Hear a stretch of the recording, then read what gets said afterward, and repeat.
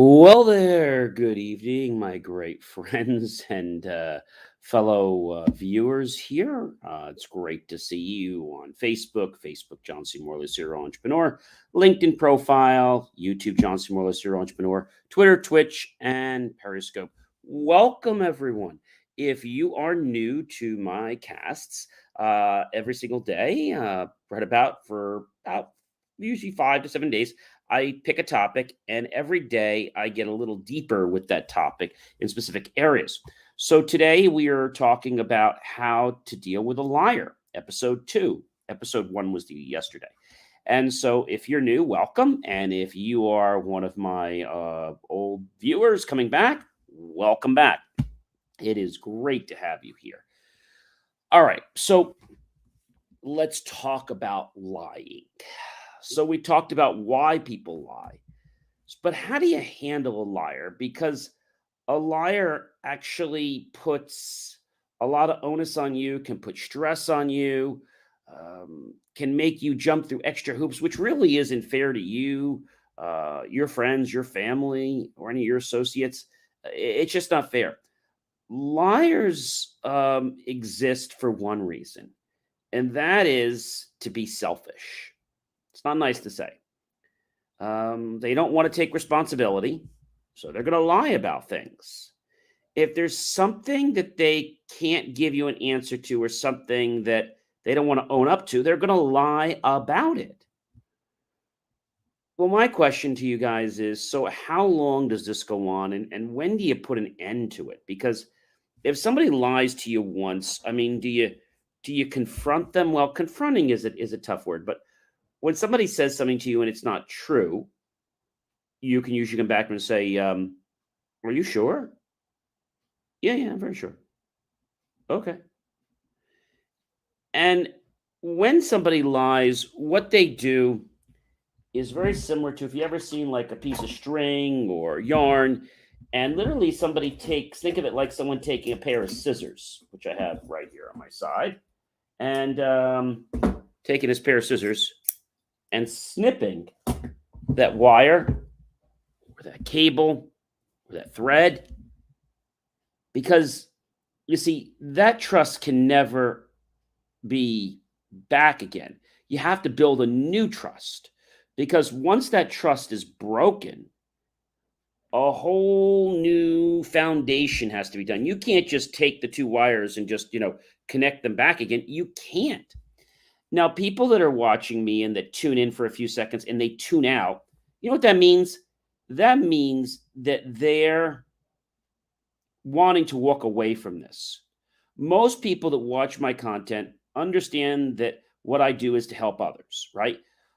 However, when something hits a nerve, it hits a point that is going to expose them for something they didn't do, or expose them and make them look bad, but that's not the intention of it. However, this happens all the time because people want to say or do something other than what they should be doing. Now, I'm not talking about politics. I'm not talking about people that, want to just get in the limelight. I'm not talking about that. I'm talking about when somebody makes a deliberate intention to lie. Let's start about how does a lie form? That's probably the best thing. So how are I'm going to call it how are liars born? I mean, I guess that's really the question. Are people born liars, or do they procure and develop over time? If you have a conscience, which usually people do, and you make that choice to lie, you're probably going to start lying by second nature. And you're going to have no control over if you lie, when you lie, or why you lie. I think there's some people out there that lie because they want to avoid punishment. And they feel that if they lie, so let me go back to a time when, many of us were younger, and maybe you had that famous statue, or you had that picture or something in the house, and your parents or somebody say, be careful in that room. That's an heirloom, or that's an expensive picture, expensive painting.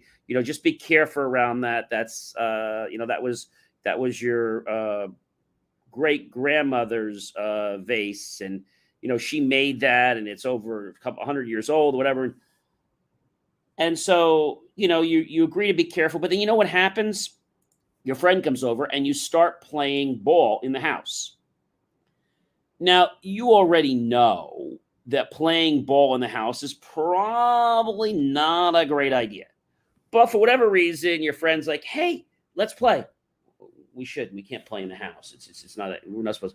Oh, come on! Don't be such a stick in the mud.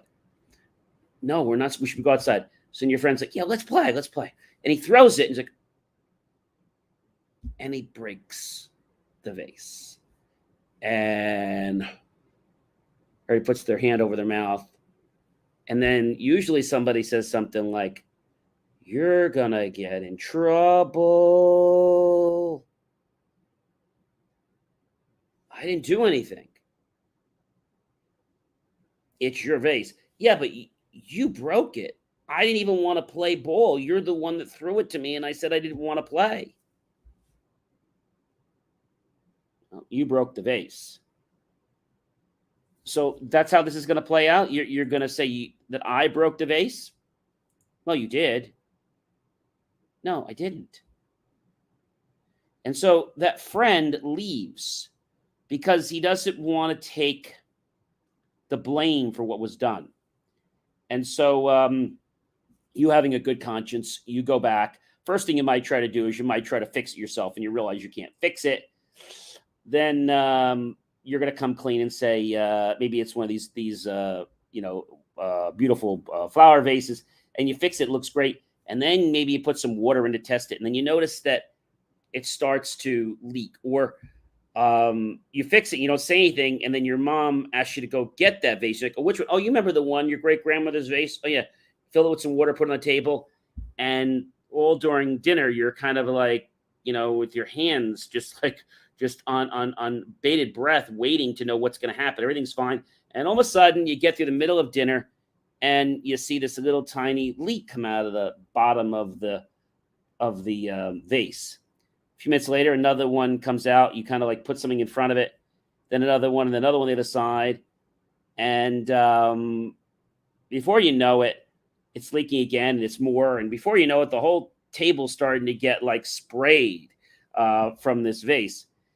And your mom comes and says, do you have something you want to tell me? Yeah, Mom, I broke the vase. You broke the vase.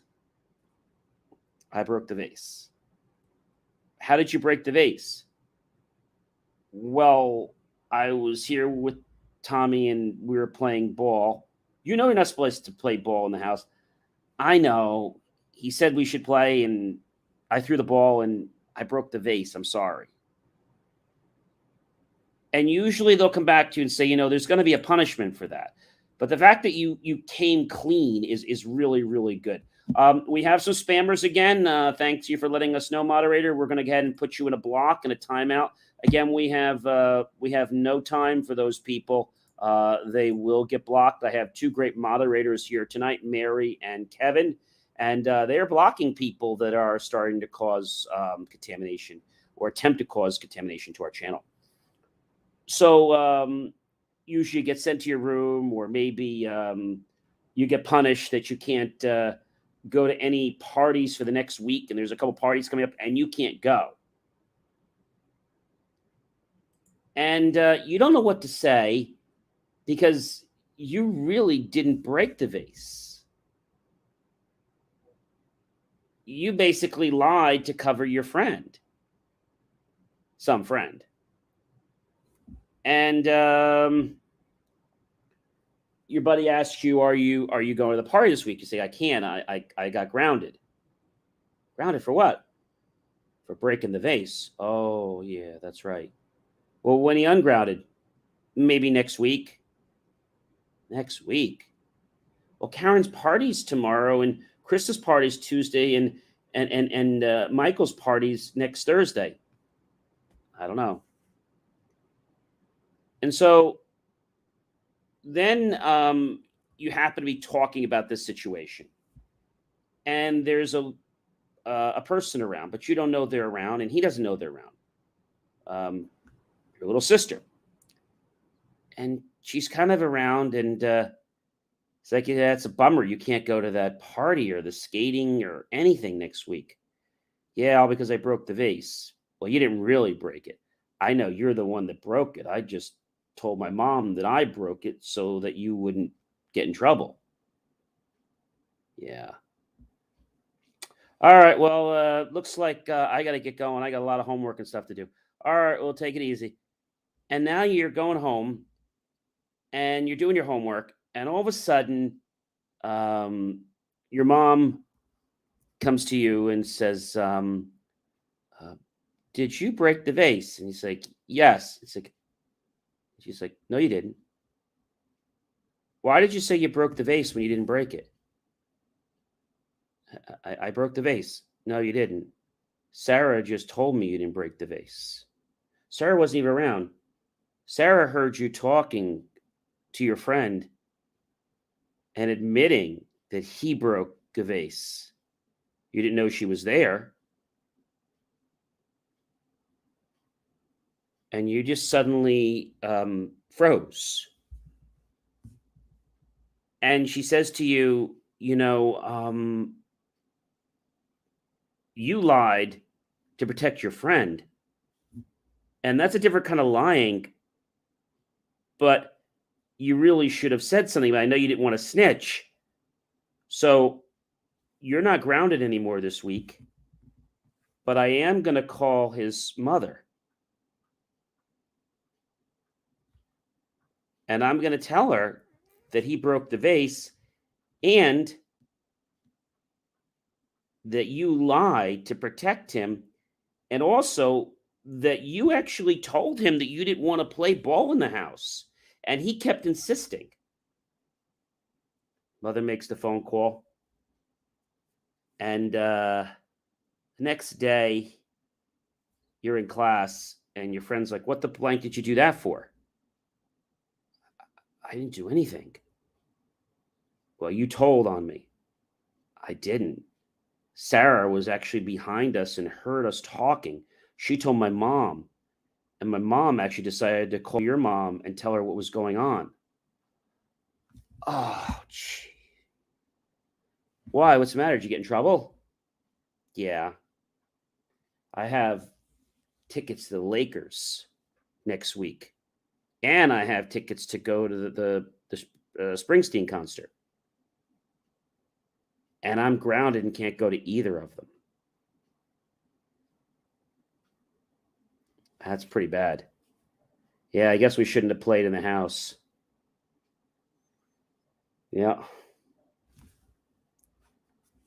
And so that lie caused an innocent person to get in trouble. I'm going to share another lie with you. Um, but then later in the week, I'm going to share a real big one that is very, very important, that actually precluded to getting into legal situations from somebody that I knew very, very well. So some lies are what we call white lies. So if you go to like your grandmother's house, or you go to a friend's house, they say, "Did you like the pudding?" It's like, "Oh yeah, it was great." And you do that to be polite, right? You hated the pudding, but you're like, "Oh, thank you. Can I have some more?" "Oh no, I'm full." Good. So that's a white lie. Nobody's really getting any repercussions. You're trying to preserve your grandmother or your relative's feelings. So that's a white lie. And those kind of lies are different than the other kind of lies, because you're lying to basically preserve somebody's feelings. So that can be tricky, I know.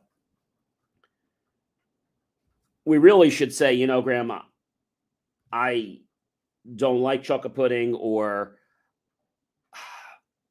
"I know you put a lot of work into these mashed potatoes, and I want to tell you that they're good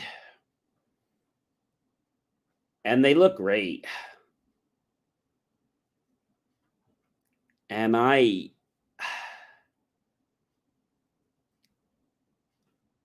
I don't like them. You don't like them. No. And so she goes and she tastes the mashed potatoes before he serves them. And she's like, "You're right. They're horrible. I can't serve these." So you actually will help somebody by telling them the truth, because now the entire family or group that's there is got to get this food that everyone thinks is going to be great, but you know it's bad. And you try to preserve your grandmother, your relatives' feelings, but what wound up happening is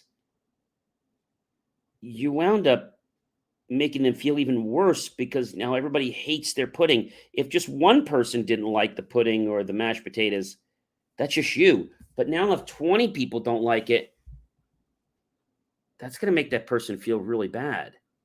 That might even drive that person to never want to make dinner again for the family. So we don't think about the repercussions when we lie. So when that kid was playing, ball in the house, he was just trying to be a rebel, which happens usually in the teenager ages. And when you're a rebel, it's like, I don't want to say you don't tell the truth, but you go through this phase of you don't really want to share anything. You feel like your life's all private and you're not lying, but you're getting all up in people's face when they start to ask you questions. And maybe your parents or relatives are doing it for your own protection, but it's actually making you feel bad.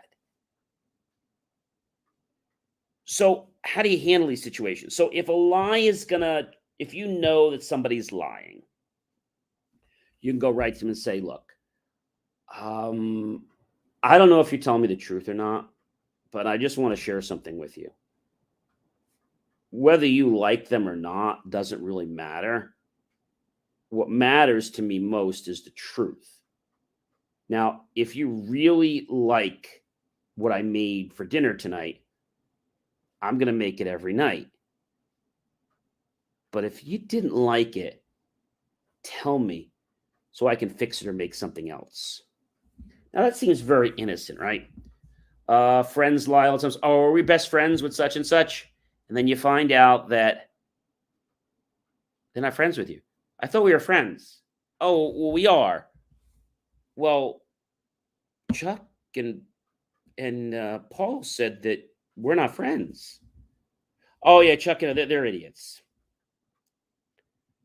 And now you go back to this person and you say to them, "We're not friends." Like, that's what he said.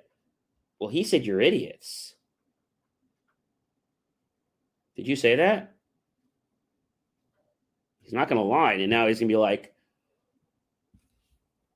"Well, I might have said something to that effect, but I didn't mean it."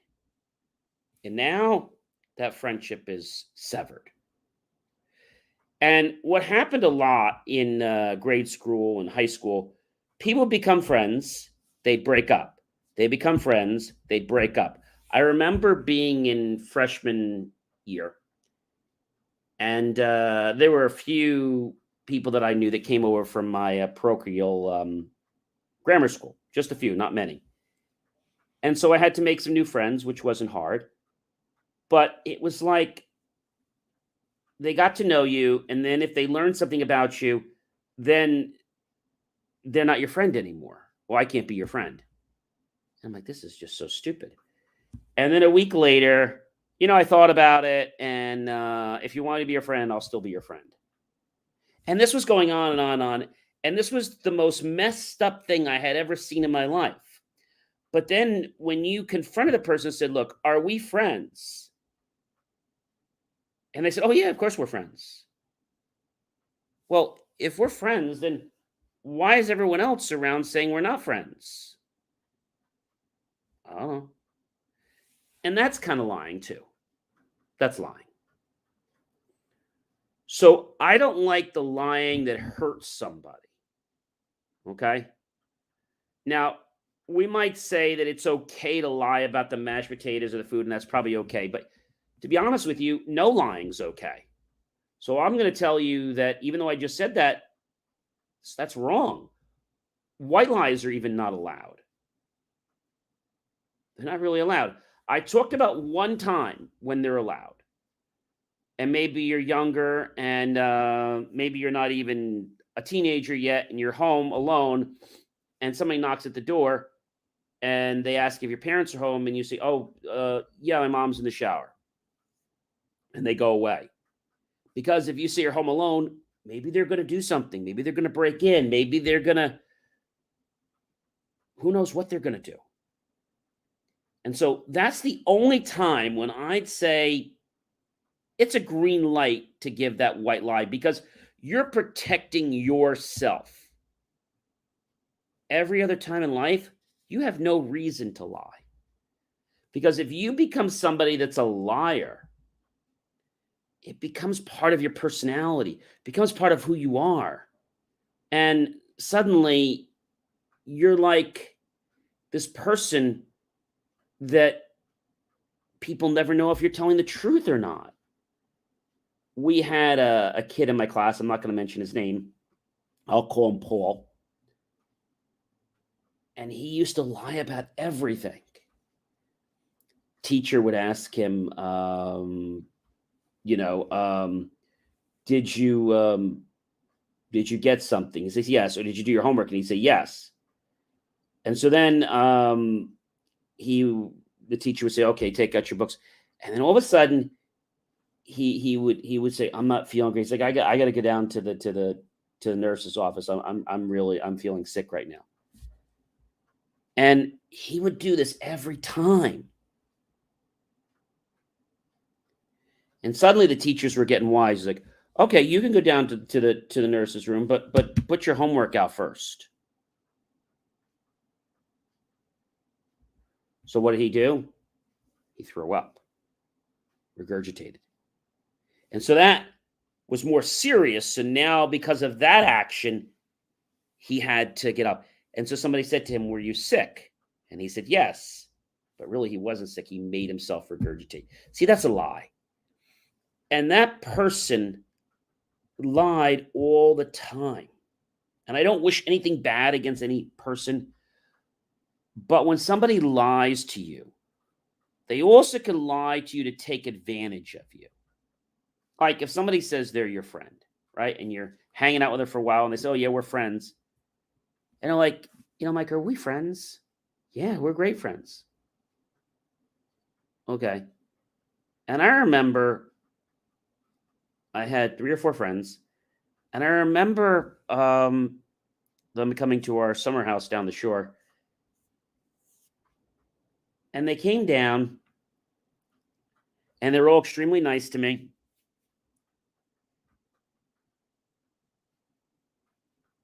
But in this, let's say they were down for about, I think they were down for, it was like a weekend, a long weekend, like a Friday, Saturday, and Sunday. They were on their best behavior. They knew my parents were coming and stuff like that, but they just kind of pretended to like me so they could take advantage of the things I had. Going to a game first class or going out to dinner, all these things, they were using me. And I remember one person, and I said to this guy, and I'm going to call him Chris, that's not his name. Are we friends? And he came back and said to me, yeah, we're friends. I mean, it's not like your dad pays us off to hang out with you. And when I heard that, I was very hurt. And I realized that even though they weren't paying the money, they were paying them. They were paying them with dinners. They were paying, and they were just doing this to be nice. But that's why these people were hanging around me. And they said they were my friends. I didn't really learn that these people weren't my friends until junior year. Senior year, everybody became everybody's friend because we were graduating and we were all going different ways and we kind of wanted to just connect with everybody. But they weren't my friends. And I was lied to. And I remember feeling hurt that people would lie to me. I remember it was after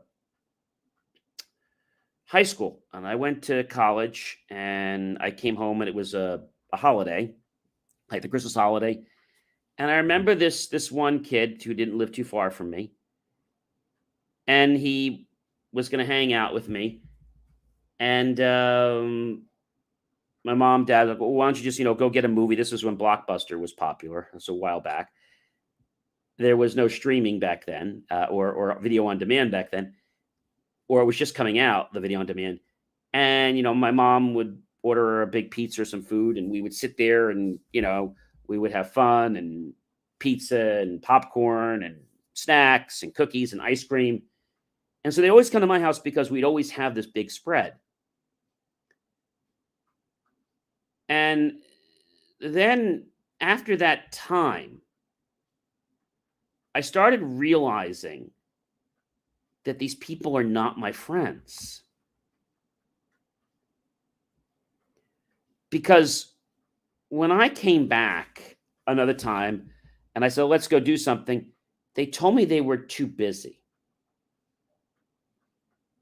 And I said, they're not too busy. But that's what they're telling me. And I remember going to a restaurant when I came home from college. This was in the summertime before I went down the shore. And I saw 2 or 3 of these friends of mine. And they're at a restaurant. I'm at a table, just myself, having dinner. And I just walked home. I said, guess you guys got on busy. Yeah, this is a last minute thing. Yeah, no sweat. I got to run anyway. And I realized they were not my friends. That was a very hard lesson to learn. But it's one I'm glad I learned, and it's never too late to learn it. So, because my friends were lying to me about if they were available, they told me that I was their friend. But then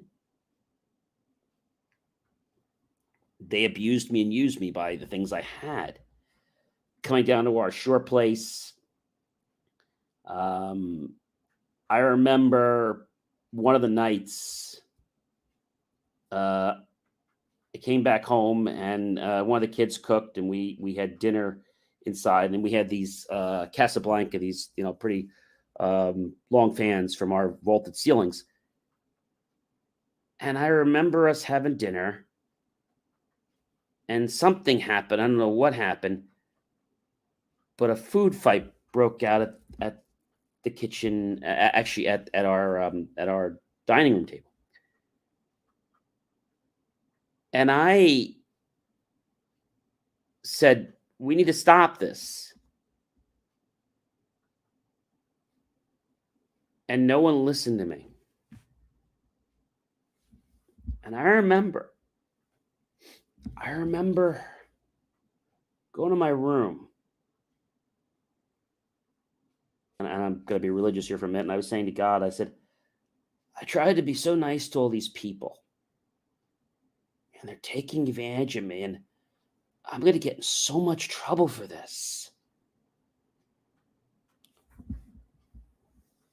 An hour or two later, the noise had stopped. And kind of have a moment here. The one kid that kind of was my friend, that wasn't really my friend, he realized that what they did was wrong, and he was trying to stop them. I went to my room, and I was like crying. And it was about, I don't know, maybe 10 or 11 o'clock at night that I got up. And I walked outside of my room. Everybody else was sleeping. And this one kid, I'm just going to call him Tim. It's not his name. And he was cleaning up the kitchen and cleaning up the floor. And I said, Tim, what are you doing? He's like, I'm just trying to clean up the mess. And I said, Tim, why did you do all this? He said, John, I said, I swear, I didn't throw one piece of food. I was trying to get them all to stop.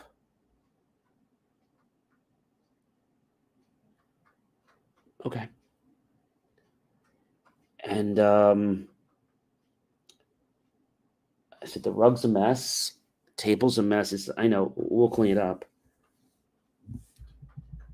And you're the only one here that's cleaning everything up. Where's everybody else? Where are the other 5 guys? They're all sleeping. I opened up my home for you guys to come in and share it with me. And this is how you treat me. I know, John. It's not right.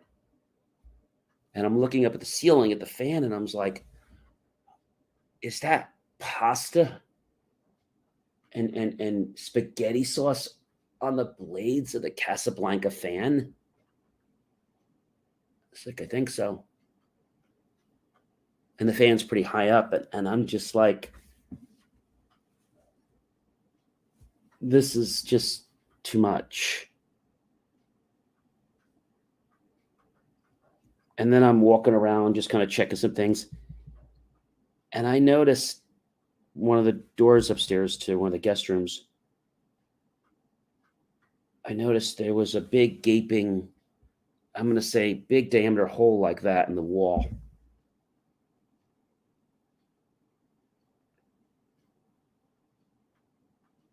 They literally banged the door so hard that it went off the stop and it hit the handle through the wall.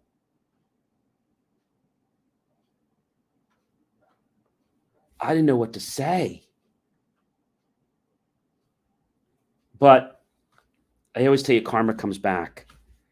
That next day, 2 of the guys went out to the boardwalk to cruise the ladies, going back and forth. And this was by Seaside Heights, not too far from us. And they would do something that's illegal, which is to put your radio on really loud and leave your windows open. They were just trying to catch the ladies' attention. Well, the cops down there would prey on people like my 2 supposed friends that were just spending the whole day when the rest of us were at the pool and having fun. They wanted to cruise the boardwalk and look for girls. And we're trying to have some fun here, like our last hurrah before everybody kind of goes away. And because it was when I was in high school, we're graduating that year. And they thought it was more important to go look for girls and not spend any time with us. And so that day, they were going back and forth the boardwalk, like at least for hours, from like 8 o'clock in the morning till maybe 4 or 5. And I think around 3 o'clock in the afternoon,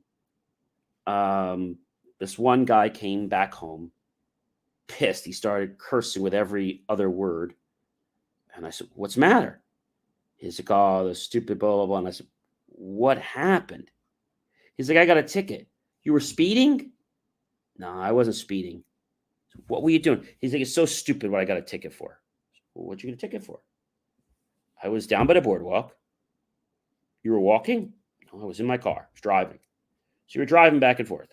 But you weren't speeding? No. Okay, well, what were you doing? Were you throwing things out of the car? Were you... No. I had my radio on, okay? Had the windows open. It's fine. They gave you a ticket for having your radio on, your windows open. Had the radio blasted so you could hear it like 4 blocks away from me. And I just went like this, and I was like, are you kidding me? He says, we got a lot of the girls' attention, and we got the cops' attention too. To be honest, you kind of got what you deserved. That wasn't really in the law, within the law's limits. He's like, do you have anybody that you could help to get me out of this ticket? Because I got to come all the way back down here. It's a pain in the neck. And I said something. I said to him, I said, no. Now, I did know somebody that could help him, but what I should have said back then, I've learned this now, I should have said, hey, yeah, I have someone, but I'm not going to give him to you. Well, why not? Maybe you should have thought about that before you trashed my house. But I didn't say that. And so he's all pissed. Comes back to the pool, just kind of just chills a little bit. Was drinking a little bit and is just really pissed. And there was one kid that was always cleaning up the kitchen and cleaning. He was just doing such a great job because he didn't want to get in trouble for this whole thing because he just to say that he was really trying to keep everything clean. And about 2 hours later, because we were about to have dinner, this other kid comes back. And he's all pissed off. The same thing, yelling, screaming. I said, what's the matter? He says, oh, I hate the. I said, let me guess. Did you do the same thing such and such did? You had your windows rolled down, you had your radio blasting, and you were trying to catch all the ladies. And this cop also caught your eye, and he gave you a ticket for the mean noise. Yeah, he gave me a ticket for the noise, and he gave me a ticket for no seatbelt. Well, at least our other friend had his seatbelt on. Well, I had off so that if the girls came over, I could just pop out of the car. I was like, when will you ever learn responsibility?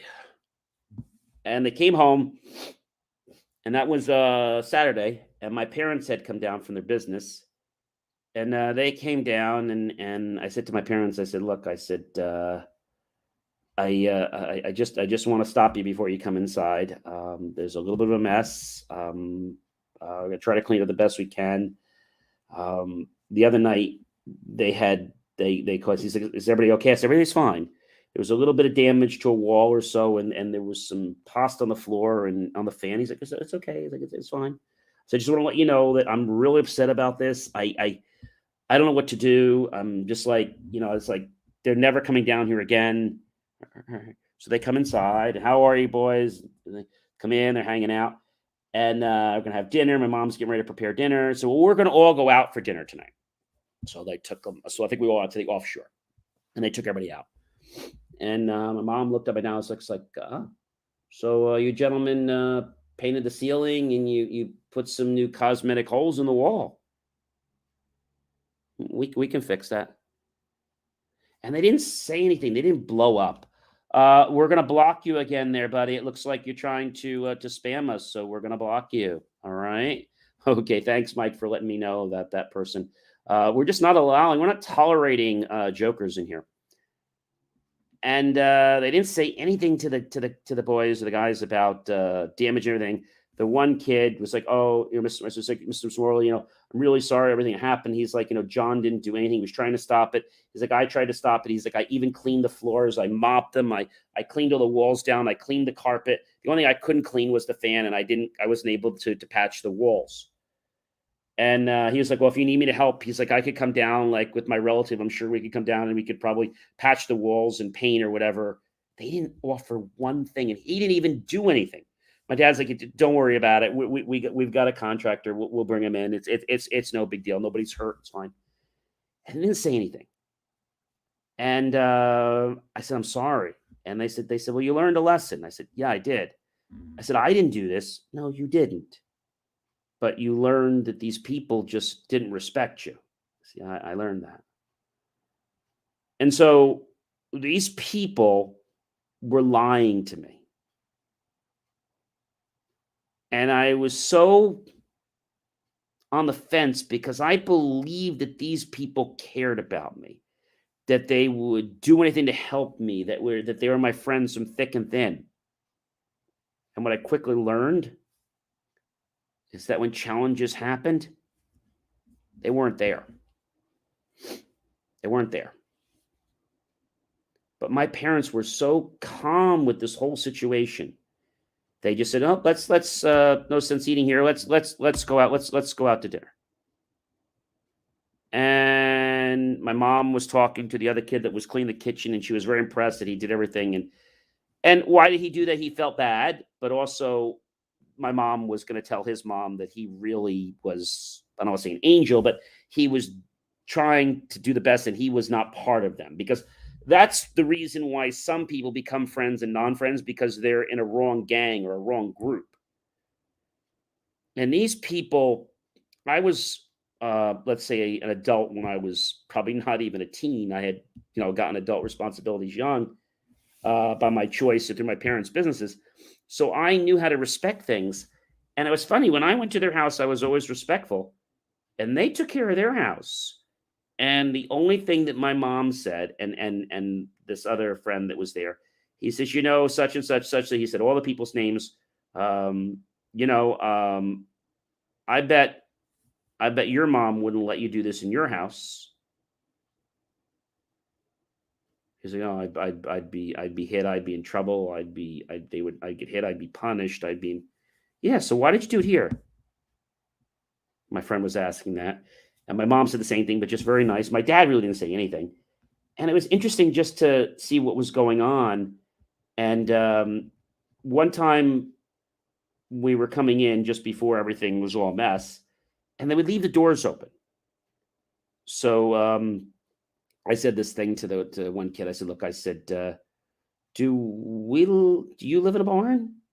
Because we don't, and we close the doors when we come in and out. I don't know what you do at your house." And the minute I started to relate something to their house, they started to digress and go inward. And they didn't really say sorry, but they were trying to show some type of remorse. It's the best way to explain it. So lying, unfortunately, sets a bad stage of character. And once somebody knows that you're a liar, it's very hard to get someone to believe that you're no longer that liar. Ladies and gentlemen, I am John C. Morley, serial entrepreneur. And before I do sign off tonight, there was an interesting lady that I had a chat with before on one of the chatting programs, not on my phone. And they were talking a lot about, life and how life has been throwing them curveballs and how they're not happy with life. And I said to them, you get what you put out. It's like, yeah, but I like my job, but I don't like the pay I'm getting. And I said, be grateful. Well, I'm grateful for this, but I'm not. I said, yeah, but you're focusing on this, but you're focusing on more on the things you don't want. And the universe is going to keep bringing those things to you. And she kept coming back to me, and she kept saying, John, she's like, yeah, but you don't understand. I'm grateful for a couple things. Yeah, and then you're ungrateful for 10 things, and you're focusing on that.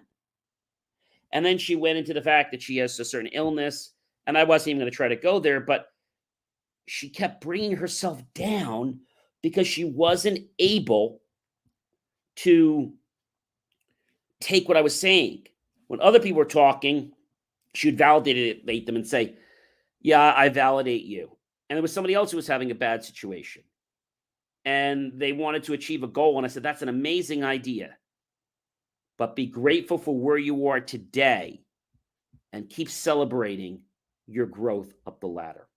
Please go ahead and comment what you thought about this. Did you ever have something like this in your life? Comment about it, tag your friends, your colleagues, and your associates. And of course, yes, share it out to everyone you know here on social media. And then what I want you to do is go to youtube.com, type in my name, John space E space Morley space serial entrepreneur. Look for the key phrase, help keep our content free. And below that, look for the link to PayPal and make the choice, ladies and gentlemen, to buy my team and I a cup of coffee. We'll be so grateful with those pennies and dollars. We'll invest them into new hardware, new technology, new equipment, new staff to give you the most jaw-dropping, motivational content. We are continuing our series Tuesday, Wednesday, Thursday, and Friday to give you even more information. But what I want to share with you on Friday, I have something I want to share with you about a friend who took lying so far that it became a legal matter. And that's where lying can take you if you're not careful. If you keep pushing the pedal and lie so much that you're almost in court or you are in court. We'll talk about that on Friday night, but I have a lot more to share with you Tuesday, Wednesday, and Thursday. And if you have something specific you want me to cover about lying, send me a private message. I'd be happy to entertain that. And if we have anybody here that has some specific instances and would like to be a guest on my show, I'd be happy to have myself or a moderator vet you before we bring you on the air to the stream this week for a few minutes, because what I'm sharing with you is not what's in textbooks. This is real world knowledge. These are things that people won't tell you. And I know that I'm making an impact in your life. Well, I am John C. Morley, serial entrepreneur. It has been a great privilege, a pleasure, and an honor to be with you this evening. I hope you have a wonderful evening and a great morning, and I'll be back tomorrow to have another cast, which will be episode 3. Take care, everyone. Bye-bye.